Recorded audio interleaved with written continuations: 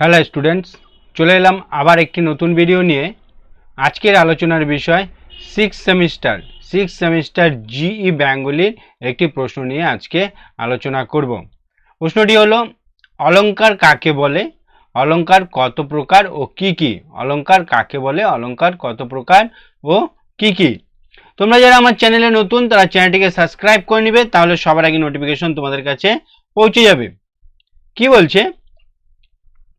অলংকার কথাটি এসেছে সংস্কৃত অলম শব্দ থেকে। অলংকার শব্দটি এসেছে সংস্কৃত অলম শব্দ থেকে। অলম শব্দের অর্থ হচ্ছে ভূষণ।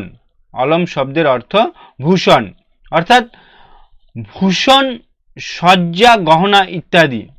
তাই অভিধানিক অর্থে কি বলা যায়? যার দ্বারা সজ্জিত বা ভূষিত করা হয়, যার দ্বারা সজ্জিত বা ভূষিত করা হয় তাকেই আমরা কি বলতে পারি? অলংকার বলতে পারি। কাব্যের সৌন্দর্য বৃদ্ধির জন্য, কাব্যের সৌন্দর্য বৃদ্ধির জন্য কি হয়?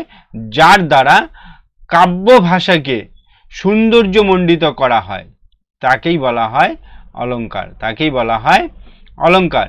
এক কথায় কাব্যদেহের সৌন্দর্য, এক কথায় কি বলা যায়? কাব্যদেহের সৌন্দর্য বৃদ্ধির যে প্রক্রিয়া তাকেই বলা হয় অলংকার, তাকেই বলা হয় অলংকার। এবার বলছে ভারতচন্দ্রের ভাষায় অলংকার কি? তিনি বলছেন, যেই হোক সেই হোক ভাষা কাব্যরস লয়ে, ভাষা কাব্যরস লয়ে এই কাব্য বা কবিতার শরীর নির্মিত হয় বাহু বাক্য নিয়ে। অলংকার কি হচ্ছে? কাব্যশ্রুতির শিল্প বিশেষ। অলংকার কাব্যশ্রুতির শিল্প বিশেষ।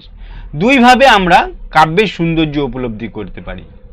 এক হচ্ছে শুনে এবং দ্বিতীয় হচ্ছে বুঝে। দুই রকম ভাবে আমরা কাব্যের সৌন্দর্য উপলব্ধি করতে পারি।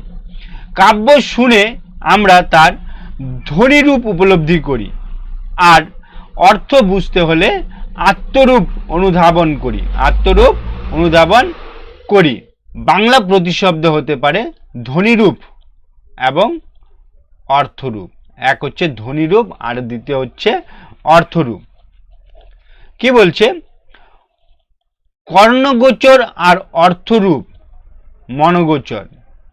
ধ্বনিরূপ হচ্ছে কর্ণগোচর আর অর্থরূপ হচ্ছে মনগোচর। কি বলছে?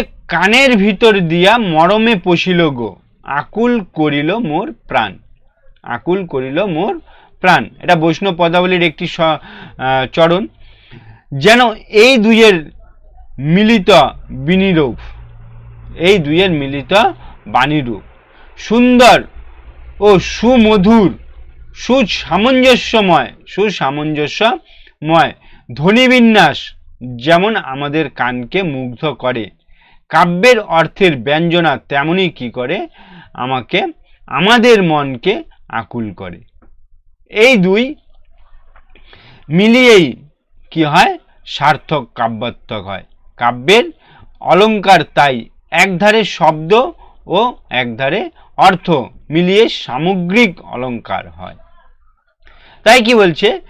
যে সকল বহিরঙ্গ ও অন্তরঙ্গ, বহিরঙ্গ ও অন্তরঙ্গ ভূষণ আবরণ কাব্যে তথা সাহিত্যের সৌন্দর্য সম্পাদন এবং বৃদ্ধি ও রসের উৎকর্ষ সৃষ্টি করে তাকেই সাধারণত আমরা কি বলে থাকি?